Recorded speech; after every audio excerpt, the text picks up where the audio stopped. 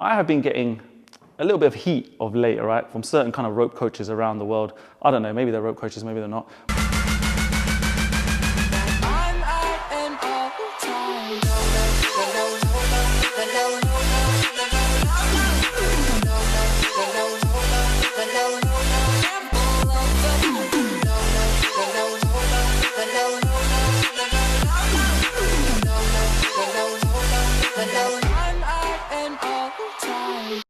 I have been getting a little bit of heat of late, all right, from certain kind of rope coaches around the world. I don't know, maybe they're rope coaches, maybe they're not. But I get certain comments where people tell me to shorten my rope or try a shorter rope. Or one comment here says, you could up your game if you shorten the rope a bit. It wouldn't sacrifice aesthetics. It looks like your arms are really working overtime during double unders to get that much PVC to spin around, right? Now, listen, I know my rope is a little bit longer than most people's out there. Today, I'm gonna prove to you that it does kind of fuck up the aesthetics, all right?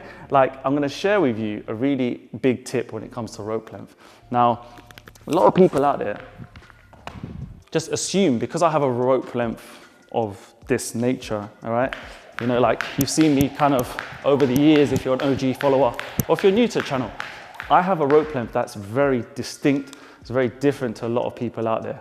A lot of peeps these days with the new freestyle trend, the new shuffle trend, that kind of aesthetic, they like and tend to have a shorter rope and hands low down here, which is, again, perfectly fine for their style of skipping. And I always say it, if you're comfortable with your rope length, you're comfortable where your hands sit, that is how you should skip every single day of the week. It doesn't matter how tall you are. There's no one size fits all type of mechanic when it comes to rope length. You have to be making sure that everything fits, right? So when someone says to me, you should try a shorter length because it looks like your double unders, you're working really hard to spin the rope around.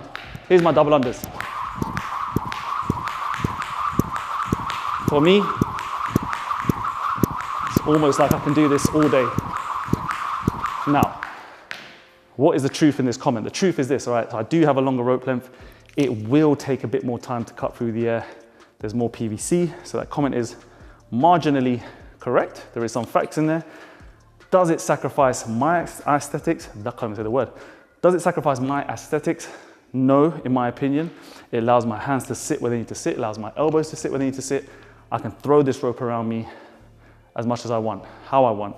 And if I want to go quicker, I just lower the jumps, speed up the hands, or can slow it down as I wish. Piece of cake when you know, right? But look, right now, I'm gonna shorten the rope length, all right? What I'm gonna do, just for quick and easy purposes, right? Shorten the rope length. So we're gonna shorten it a little bit here. Got this much rope now, all right? As opposed to what it was here, this much.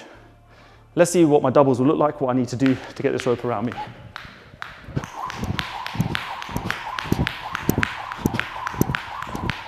All right, now, hopefully on this angle, you can see I feel and look awkward as fuck, all right? I have to bend down. I have to almost even flex my knees. And this is what you see from the people who use short ropes, is that every move that they try and do that involves any kind of double under, even a double under cross, yeah?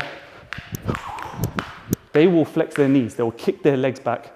And it's just the nature of what they do. When they're doing their shuffles, when they're doing their rope releases, it works for them. They've got a short rope. That's what they need. When they come to doing, or when they come to sort of doing any kind of style that I kind of like to use, it doesn't, for me, fit well. It doesn't look right for me. It doesn't feel right. And for that reason, you know, for me to push out a double under cross like this, or if I go back to my rope length, where I can just kind of do it at will, you know, every day of the week. Just goes to show, and the reason why I'm making this video, people, is that a lot of rope coaches out there, a lot of people will tell you strange and weird things. They'll tell you if you're this height, your rope needs to be 3 feet above your height, or your wrists need to sit here, your hands need to sit here, your arms, your elbows, and ultimately has to come from a point of comfort. Where do you feel comfortable? Now, yeah, if you feel comfortable for whatever reason, skipping with your arms out here, it won't be helpful for you if you want to try and learn some of the moves you see on this channel. And I always say that this is going to be the dead zone. This is the zone where you're always going to struggle to do most things. You'll be able to do crossovers, you'll be able to do doubles, but will you be able to make it look slick? Will you make it look effortless? Will you be able to transition between different moves? It's gonna be tough, all right? So that's the only time I'll tell you to talk about or think about your rope length, talk about your hand positioning. But otherwise, when you get comments like this, people telling me, especially to shorten the rope, yeah, I just wanted to make a tutorial out of it to show you guys that it's not about that. Aesthetics can be killed, and especially for someone like me who's been doing it for 8 years, it will be really tough. So with you, I want the message to be clear. However your rope length is, tinker with it, change it up, maybe try different sort of styles of where your wrists want to sit, but again, has to be from a place where you feel comfortable, and you'll be able to notice straight away, okay, this feels a little bit weird, but now I can do certain moves. You know, I'll give you one more example before we go today. Certain move like an EB, you know, like which comes around the back like this, and then a little side swing cross.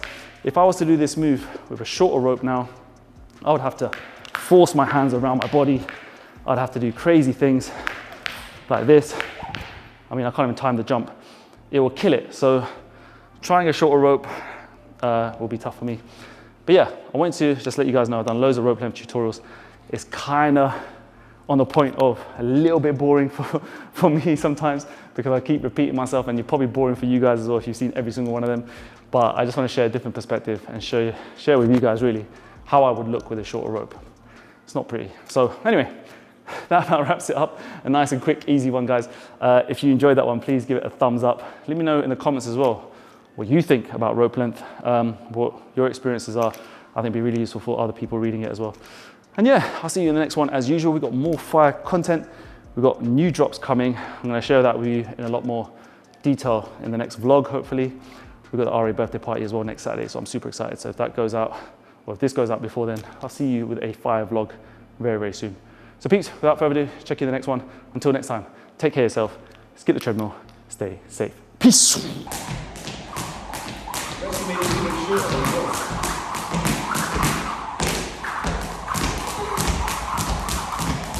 I can do one step, that's not what I do. That's not right,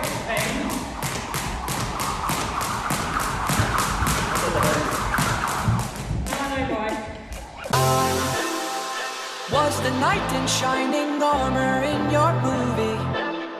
Would put your lips on mine and love the aftertaste now.